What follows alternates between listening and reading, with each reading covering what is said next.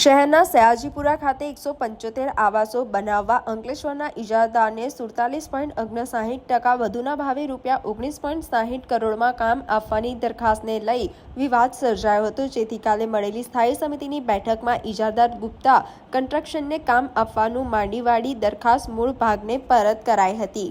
બીજું કામ હતું પ્રધાનમંત્રી આવાસ યોજના હેઠળ જે આવાસો 2021-22-23માં બન્યા છે તેમાં અલગ અલગ સ્કીમોમાં લાભાર્થી ફાળો લેવાયો હતો.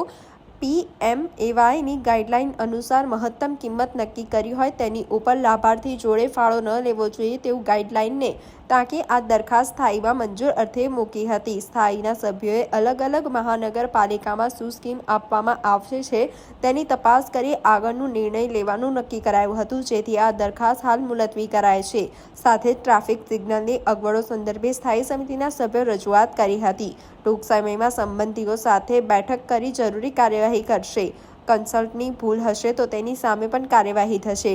સ્થાયી સમિતિ સભ્ય બંદિશ શાહ દ્વારા પોતે કરેલ રજૂઆત સંદર્ભે જણાવ્યું હતું. વડોદરા શહેરમાં આશરે 13-13.5 કરોડના ખર્ચે નવા ટ્રાફિક સિગ્નલો રાખ્યા, જેનાથી વડોદરા શહેરમાં ટ્રાફિકનું જે ભારણ છે અને દર ચાર રસ્તા પર જે ટ્રાફિકની સમસ્યા છે એ હલ કરવા માટે રાખ્યા. અત્યારે ટ્રાફિક સિગ્નલો લગાવ્યા બાદ પણ આ સમસ્યા હલ થવાને બદલે કદાચ વધી છે, તો એના સોલ્યુશન માટે અધિકારીને બોલાવીને એમને ચર્ચા કરી કે તમે જે કન્સલ્ટન્ટ નિમ્યા છે એ કન્સલ્ટન્ટ પાસે પ્રોપર તમારા ટ્રાફિક સિગ્નલો લાગવા જોઈએ. જે અમુક જગ્યાએ એવું છે કે ટ્રાફિક સિગ્નલો CCTV કેમેરા છે કે લાઇટના પોલની પાછળ છે એ આગળ લેવા જોઈએ એવી રજૂઆત કરી છે. અને અધિકારીએ કીધું છે કે અઠવાડિયામાં અમે બીજા અધિકારી અને ટ્રાફિક શાખાના અધિકારીઓ સાથે બોલાવી અને એની ચર્ચા કરીને સોલ્યુશન કર્યું છે. અટલ બ્રિજ પાસે આ પ્રકારની સમસ્યા પીક અવર્સમાં બહુ જ થાય છે, એટલે એના સોલ્યુશન માટે અધિકારીને સમજાવ્યું કે આ રીતે કરવાથી તમારો સોલ્યુશન, કેમ કે તમે જે એલેમ્બિક બાજુ જતો ટ્રાફિક છે એ મોડેલ ફાર્મની દિવાલ બાજુથી આવે તો આ બીજી ટ્રાફિકને અડચણરૂપ થાય છે, જેથી ત્યાં આગળ ટ્રાફિકનું જામ થાય છે. એટલે એવું સજેશન કર્યું છે કે મોડેલ ફાર્મવાળો રસ્તો છે જે સીધો જાય અને એના બ્રિજની પછીનો જે નાનો રસ્તો છે એ ખાલી રાઈટ પર વળે તો એ ટ્રાફિકનું હર્ડલ ના થાય, તો એ સમસ્યા હલ થઈ જાય. અધિકારી કન્સલ્ટન્ટ સાથે કન્સલ્ટ કરતા હોય છે અને બાકીનું કામ ટ્રાફિક શાખાના પોલીસ અધિકારીઓ પણ કરતા હોય છે, પરંતુ એ લોકોની અવેરનેસ ઓછી હોય અથવા તો સ્થળ પર ના જઈને લગાડ્યું હોય તો આવું થતું હોય છે, જે સુધારી દેશે. એ જ વસ્તુ ઉડા સર્કલ પાસે બી થાય છે, એટલે એનું પણ કીધું છે કે ઉડા સર્કલ પાસે બી ટ્રાફિકની જે લાઇટની સિસ્ટમ છે એ સુધારીને ટ્રાફિક હળવો કરો. આજે સ્થાયીની બેઠકમાં 2 પ્રપોઝલ ચડાવવામાં આવી હતી. એક પ્રપોઝલ એફોર્ડેબલ હાઉસિંગ દ્વારા પ્રધાનમંત્રી આવાસ યોજનામાં સમાવેશ પ્લોટ TP2 FP45 મુજબ સયાજીપુરા હાઈરાઇઝ અને લોરાઇઝ ફ્લેટ ટાઈપ EWS2ના 175 આવાસ બનાવવાની આઇટમ હતી. 47.79% કામ ઉપર હતું. આ કામને સ્થાયી સમિતિએ પરત કરવાનો નિર્ણય લીધો છે. બીજું કામ હતું પ્રધાનમંત્રી આવાસ યોજના હેઠળ જે આવાસો 2021, 22 અને 23માં વડોદરા શહેરમાં બન્યા છે, એમાં અલગ અલગ સ્કીમોમાં લાભાર્થી ફાળો લેવામાં આવ્યો હતો.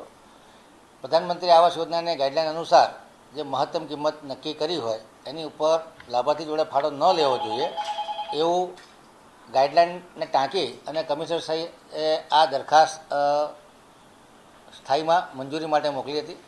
સ્થાયીના સભ્યોએ અલગ અલગ મહાનગરપાલિકાઓમાં શું સ્કીમ અપનાવવામાં આવે છે એની તપાસ કરી અને આગળનો નિર્ણય લેવા માટે નક્કી કર્યું છે. એટલા માટે આજે આ આઇટમને મુલતવી રાખવામાં આવી છે. અલગ અલગ શહેરો જેવા કે અમદાવાદ, રાજકોટ, સુરતમાં કયા પ્રકારની સિસ્ટમ પ્રધાનમંત્રી આવાસ યોજના માટે અપનાવવામાં આવે છે એનો પ્રોપર સ્ટડી કરી અને આ અંગેનો નિર્ણય લેવામાં આવશે.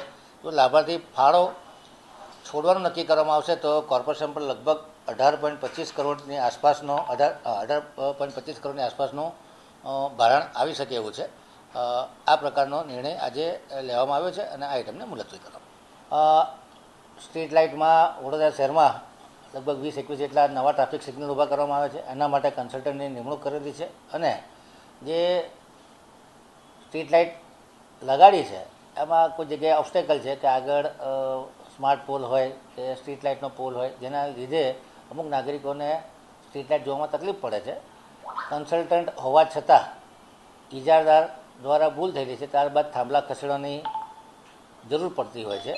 તો આવા કેસમાં કન્સલ્ટન્ટ પૂરતું ધ્યાન નથી આપતા એ બાબતની રજૂઆત સ્થાયીના સભ્યે કરી હતી.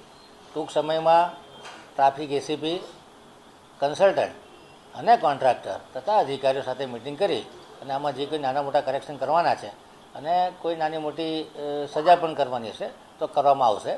પણ આ બાબતમાં મેં એટલી હૈયાધારણા આપી છે કે જે કોઈ નાના મોટા કરેક્શન કરવાના હશે એના એક્સ્ટ્રા પેમેન્ટ કોર્પોરેશન દ્વારા ચૂકવવામાં નહીં આવે.